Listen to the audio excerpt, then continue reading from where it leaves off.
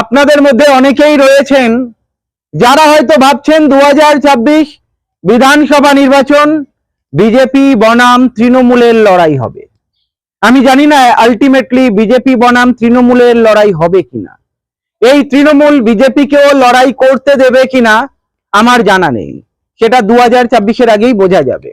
তবে যারা সিপিআইএম কে বলছে পারবে না, বামেদেরকে বলছে এরা আবার শূন্য যাবে, তাদের কাছে একটা অনুরোধ রাখবো। আপনারা হয়তো মুখে বলছেন এই বামেরা পারবে না, এই সিপিআইএম পারবে না, কিন্তু আপনারা দেখেছেন এই সিপিআইএম কিন্তু গরিব মানুষদের পাশে রয়েছে। 100 দিনের কাজ কোর্টে মামলা করে দেখুন গরিব মানুষের মুখে হাসি ফোটালো। স্মার্ট মিটারের আন্দোলন করে এই বাম দলগুলোই কিন্তু প্রতিবাদ গড়ে তুলেছিল আজকের স্মার্ট মিটার বন্ধ। আপনারা যদি দেখেন যারা দিন মজুর রয়েছে, কেউ বিজেপি করতে পারে, কেউ তৃণমূল করতে পারে, কেউ সিপিআইএম এর সমর্থক হতে পারে, কেউ কংগ্রেসের হতে পারে, আইএসএফ এর হতে পারে বা অন্যান্য দলের সমর্থক হতে পারে, কিন্তু এইটা তো মানতে হবে তাদের মুখে হাসি ফোটালো কিন্তু এই বাম দলগুলোই। আপনারা যদি দেখেন এই স্মার্ট মিটার কিভাবে বিদ্যুতের দাম বাড়ছিল, আপনারা দেখেছেন বিদ্যুতের দাম দেখে সাধারণ মানুষ আঁতকে উঠছিল, তাদেরকে বা তাদের মুখে হাসি ফোটালো কে? সাময়িকও যদি বলেন তাদেরকে সান্ত্বনা দিল এই বাম দলগুলোই না। আজকের এই বাম দলগুলো মাঠে ময়দানে কোর্টে আন্দোলন করছে, এটা অস্বীকার করার জায়গা নেই। সে আপনি বিজেপির সমর্থক হতে পারেন, কংগ্রেসের হতে পারেন, যে কোনো দলের সমর্থক হতে পারেন, এইটা আপনাকে মানতেই হবে। গরিব খেটে খাওয়া মেহনতি মানুষের পক্ষে কথা বলছে এই বাম দলগুলো। আপনারা হয়তো দেখতে পান না এই বামেদের আন্দোলন, কারণ সেইভাবে প্রচার হয় না, যেভাবে স্মার্ট মিটারের প্রতিবাদ করে বামেরা বন্ধ করালো কিন্তু সেইভাবে মিডিয়া হাইলাইট করলো না। এই 100 দিনের কাজও কতটা হাইলাইট হয়েছে সেটা আপনারা জানেন, কিন্তু এই বামেরা মাঠে ময়দানে পড়ে রয়েছে। এবারে আসি 2026-এর কথা। আপনারা অনেকেই বলবেন বামেরা পারবে না, আবার শূন্য যাবে। হ্যাঁ, বামেরা হয়তো সরকার গঠন করতে পারবে না, বামেরা হয়তো ওই 50টা 60টা 30টা আসন দখল করতে পারবে না। বামেদের টার্গেট কি তাহলে? আপনারা যদি দেখেন ধীরে ধীরে জমি শক্ত করছে বামেরা। অনেকেই বলছে মেদিনীপুরে বামেরা কিচ্ছু করতে পারবে না।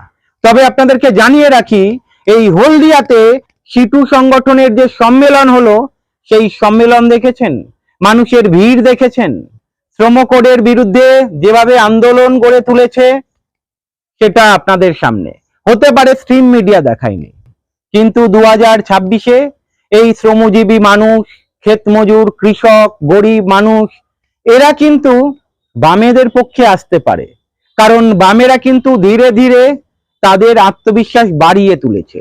পুরুলিয়া, মেদিনীপুর, বিষ্ণুপুর যেখানেই দেখবেন এই বামেদের আন্দোলন আপনাদের চোখে পড়বে। তবে এর জন্য সোশ্যাল মিডিয়াতে চোখ রাখতে হবে। মীনাক্ষী মুখার্জি, আপনারা জানেন ডিওয়াইএফআই সম্মেলন হবে আজকের মুর্শিদাবাদের বহরমপুরে। যে মিছিল দেখলাম, যে জনসভা দেখলাম, এই জনসভা দেখে চোখ ছানা বড়া হয়ে যেতে বাধ্য। যারা আপনারা এই ভিডিওটা দেখছেন আপনারা নিজেরাই বলবেন সত্যিই তো এই দলটা শূন্য, আর যেভাবে আন্দোলন গড়ে তুলছে সরকারের বিরুদ্ধে, একটা জনমত গড়ে তুলছে, কুর্নিশ জানাতেই হয়। আজকের মুর্শিদাবাদে যে ঢেউ দেখতে পাচ্ছি, একটা ইঙ্গিত পাওয়া যাচ্ছে 2026-এ বোধহয় খেলাটা তৃণমূল বিজেপি নয়। 2026-এ কিছু কিছু বিধানসভা কেন্দ্রে এই বামপন্থী দলগুলো কিন্তু থাবা বসাবে এবং বিধানসভা দখল করে নিতে পারে। আমি 3টে জেলার কথা বলবো, মালদা, মুর্শিদাবাদ এবং উত্তর দিনাজপুর। হ্যাঁ, এই উত্তর দিনাজপুর থেকে বিজেপিতে যোগদান এসেছে। তৃণমূল ছেড়ে প্রায় কয়েকশো পরিবার বিজেপিতে যোগদান করেছে।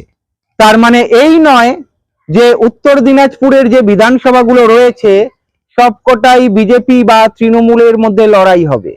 এবারে কিন্তু বাম কংগ্রেস জোট বাঁধবে একটা সম্ভাবনা রয়েছে, এবং উত্তর দিনাজপুরের বেশ কয়েকটি বিধানসভা কেন্দ্র রয়েছে যেখানে বাম এবং কংগ্রেসের সমর্থক এখনো রয়েছে এবং জোরদার লড়াই হতে পারে। যদি দেখেন মালদাতে যে কটা বিধানসভা রয়েছে, লড়াইটা ভাববেন না তৃণমূল বিজেপির মধ্যে হবে, লড়াইটা জোরদার হবে। মুর্শিদাবাদে পাখির চোখ দেখছে এই বামপন্থী দলগুলো। অনেকেই বলছে কম করে হলেও 3টে আসন কনফার্ম রয়েছে এই মুর্শিদাবাদ থেকে। বাম কংগ্রেসের জোট দানা বাঁধবে এবারে। আর এই আন্দোলন যা দেখতে পাচ্ছি বামেদের বিভিন্ন দিকে, এই আন্দোলন কিন্তু সাধারণ মানুষ, খেটে খাওয়া মানুষের জন্য এবং সরকারের বিরুদ্ধে যে জনমত গড়ে তুলছে, এই জনমতকে আপনাদেরকেও কুর্নিশ জানাতেই হবে। আপনি বিজেপির সমর্থক হয়ে গালি দিতে পারেন বা অন্য যে কোনো সমর্থক হয়ে গালি দিতে পারেন, আপনি সিপিআইএম সমর্থক হয়ে বিজেপিকেও গালি দিতে পারেন, বাট আপনাদের একটা জিনিস দেখা উচিত, সত্যি কোন দলগুলো রাস্তায় রয়েছে, কোন দলগুলো মানুষের দাবি দাবা নিয়ে কাজ করছে। আমি কিন্তু মানুষ বলছি, মানুষ, কোনো ধর্মীয় পরিচয়ে কথা বলছি না। আর বিজেপিকেও আমি একটা কথাই বলবো, এই ধর্মীয় পরিচয় নিয়ে রাজনীতি করলে এই পশ্চিমবঙ্গে কতটা সফল হওয়া যাবে আমার কিন্তু অনেকটাই সন্দেহ রয়েছে।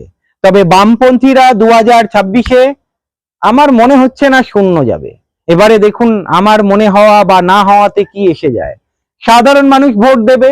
আর যেভাবে জনমত দেখতে পাচ্ছি বামেরা তৈরি করছে, জনরোষ এই তৃণমূল দলের বিরুদ্ধে রয়েছে, এবারে কিন্তু খেলাটা অন্যরকম হবে। বেশ কয়েকটি বিধানসভা কেন্দ্রে লড়াই হাড্ডাহাড্ডি হবে। মীনাক্ষী মুখার্জি, দীপশিতা ধর, সায়ন ব্যানার্জি, প্রতিকুর রহমান, সৃজন ভট্টাচার্য, শতরূপ রয়েছে। এই ইয়াং জেনারেশনের যারা লিডার রয়েছে, যেভাবে আন্দোলন সংগঠিত করছে, আগামী দিনে গোটা পশ্চিমবঙ্গ জুড়ে ব্যাপক আকার ধারণ করতে পারে এবং খেটে খাওয়া সাধারণ মানুষদের মন জয় করছে কিন্তু এই বাম দলগুলো, এবং মানুষকে বোঝাচ্ছে তারা ধর্মের বেড়াজাল ভেঙে মানুষ হতে শিখুন, ধর্মের বেড়াজাল ভেঙে এগিয়ে আসুন রুটি রুজি রোজগারের দাবিতে। আর এই দাবিতে এই 2026-এ বামেরা কেল্লা ফতে করতে পারে, বেশ কয়েকটা বিধানসভা আসন ছিনিয়ে নিতে পারে। আগামী দিনে কথা বলবো এই বিষয়ে। ভালো থাকবেন।